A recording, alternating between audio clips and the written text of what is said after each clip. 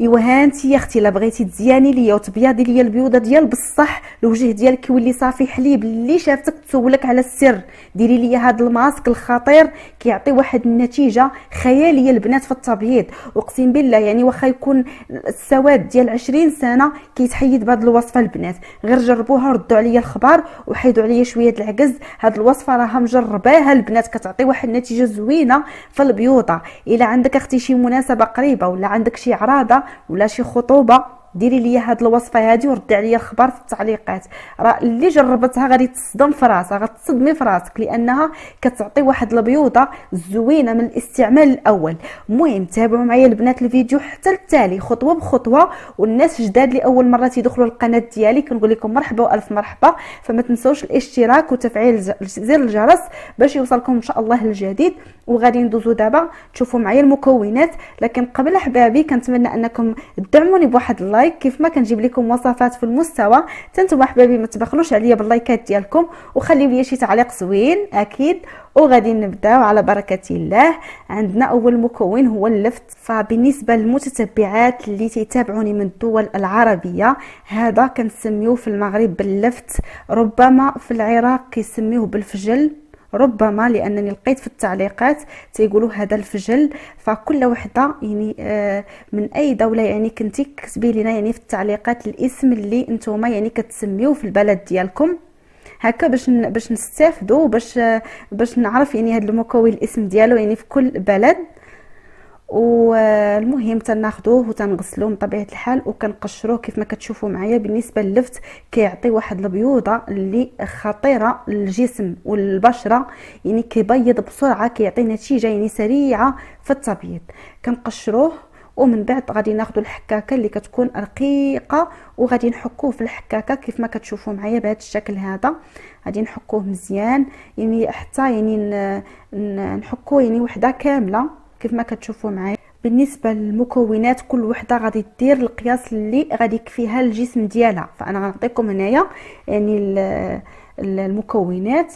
هنا درت واحد اللفته يعني متوسطه كيف ما كتشوفوا معايا. فممكن ديروا مثلا جوج وتضاعفوا الكميه ديال المكونات على حسب يعني المناطق اللي عندكم في الجسم ديالكم. المهم من بعد ما حكيت هاد اللفته البنات هانتوما كي كتشوفوا معايا، دابا غادي ندوزو باش غادي نصفيوه في الصفايه. باش غادي ناخذوا غير داك الماء ديالو راه كافي انه غيعطينا واحد النتيجه زوينه. المهم ديروا هاد الطريقه هذه وردوا عليا الخبر.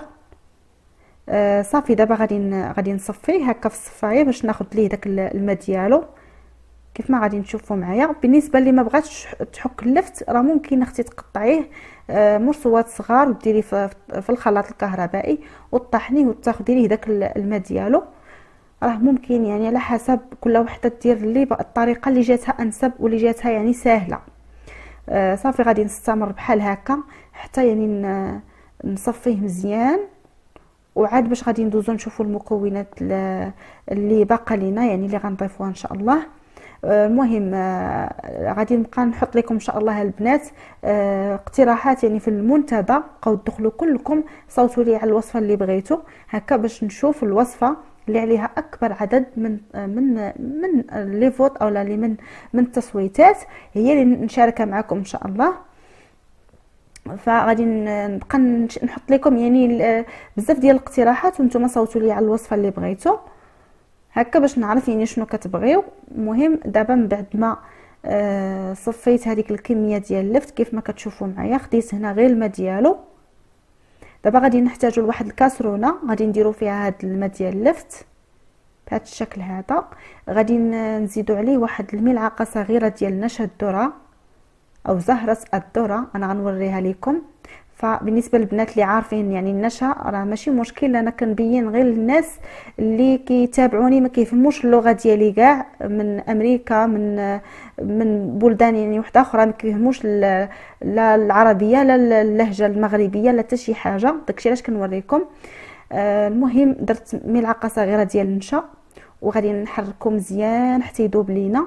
وغادي نديروه على النار تكون متوسطه غير واحد دقيقه فقط.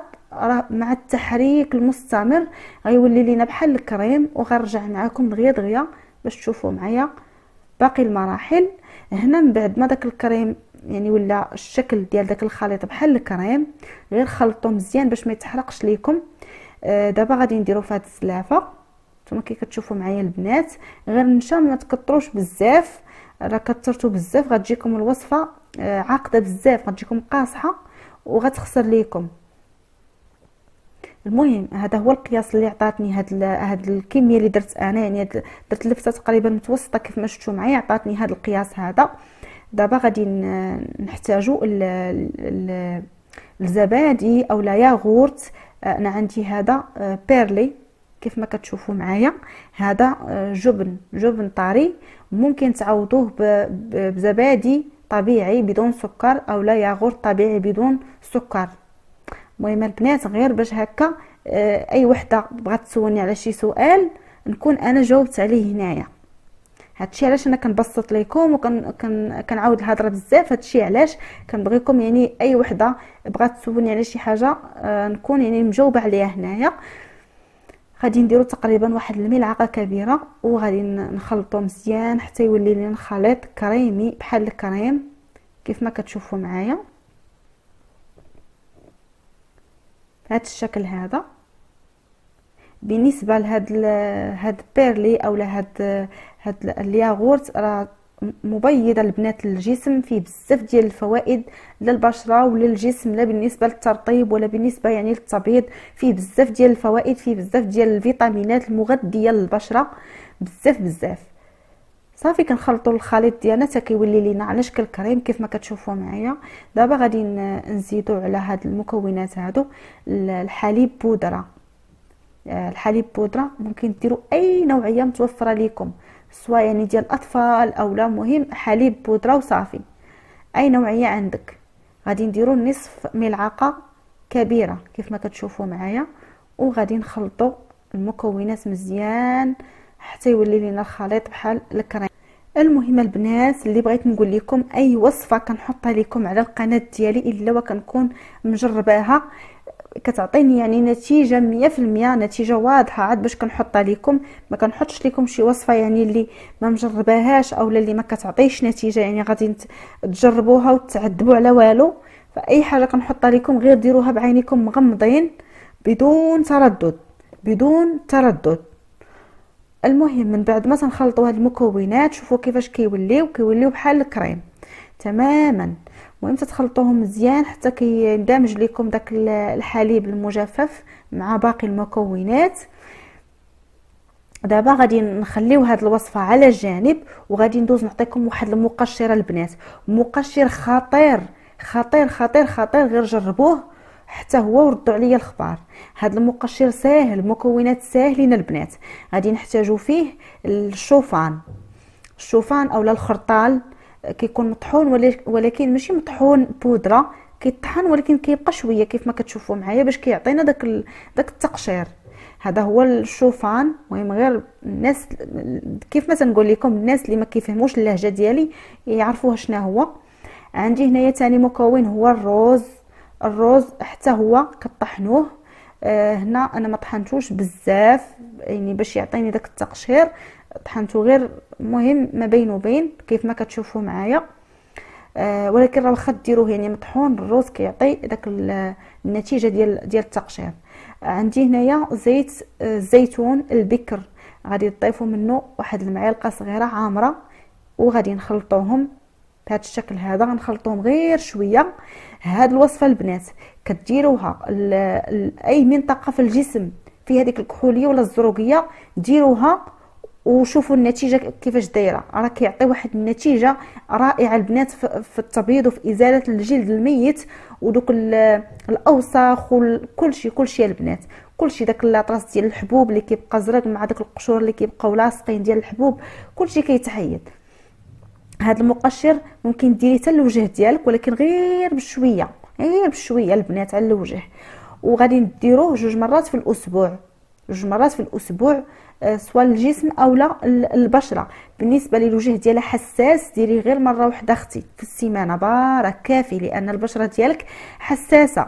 بالنسبه للبنات لهذا الكريم هذا الماسك هذا البنات غديروه بشكل يومي، غديروه في الثلاجه، كيبقى صالح لمده اسبوع.